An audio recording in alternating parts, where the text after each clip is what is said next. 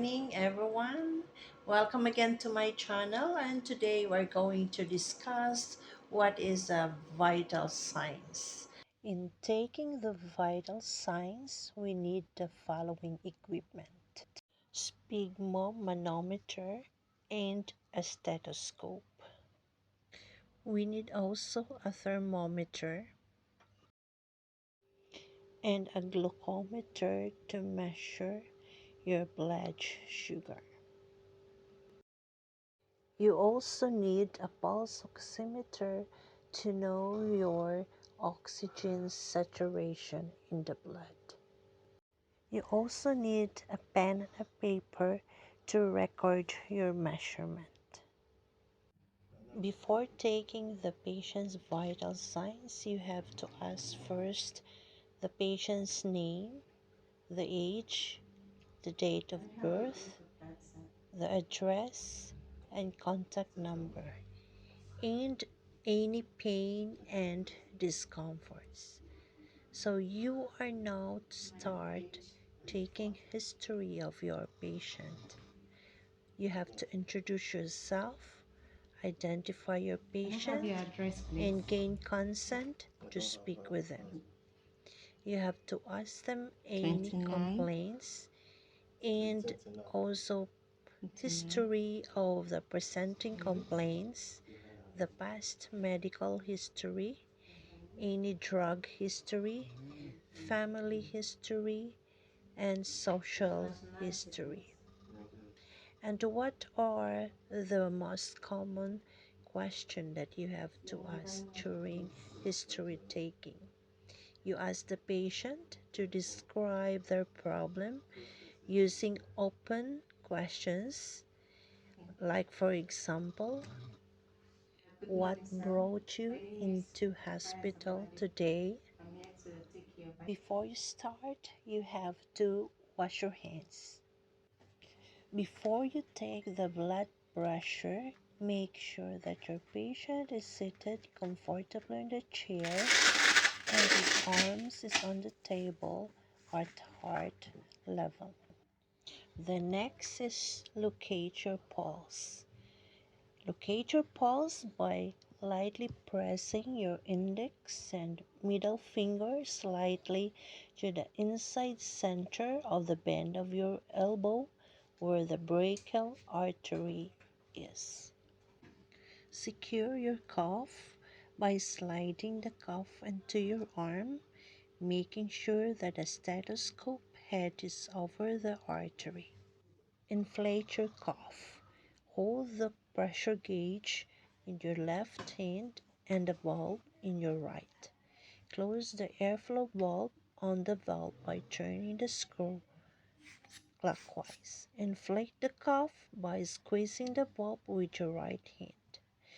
You may hear your pulse in the stethoscope. Then watch the gauge. Keep inflating the cuff. At this point, you should not hear your pulse in the stethoscope, but keep your eyes on the gauge. Slowly release the pressure in the cuff by opening the airflow valve. Listen carefully for the first pulse beat. As soon as you hear it, note the reading on the gauge. This reading is your systolic pressure, the force of the blood against the arterial walls as your heart beats. And we call this the contraction of the heart. And the last beat of the heart, which is your diastolic, and this is when your heart relaxes. Slowly deflate the cuff and listen carefully until the sound disappears. As soon as you can no longer hear your pulse, note the reading of the gauge. This reading is your diastolic pressure between the heartbeats.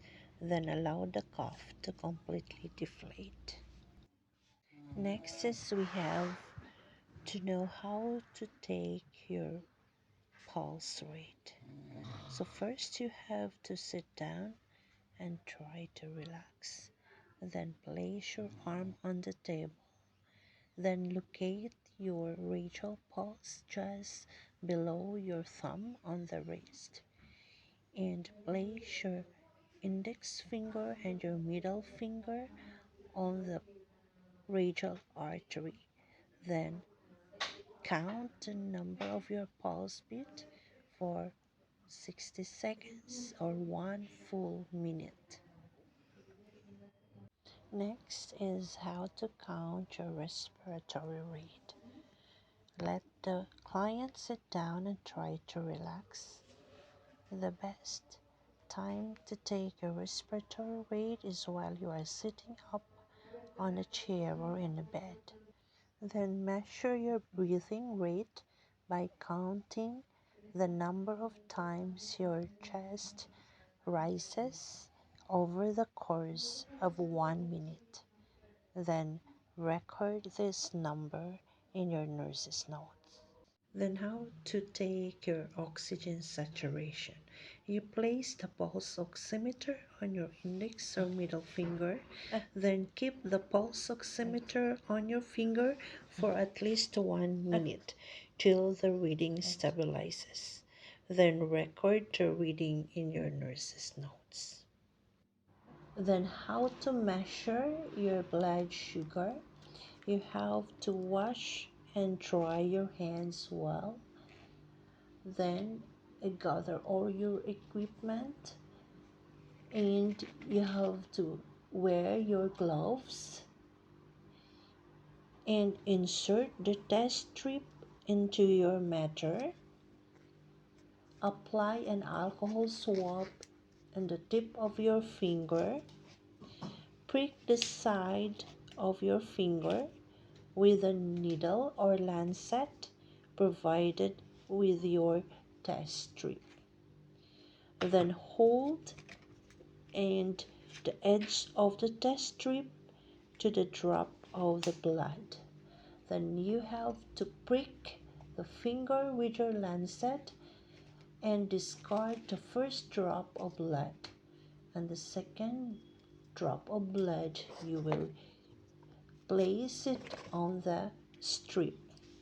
Then you have to wait until the measurement will display in your screen.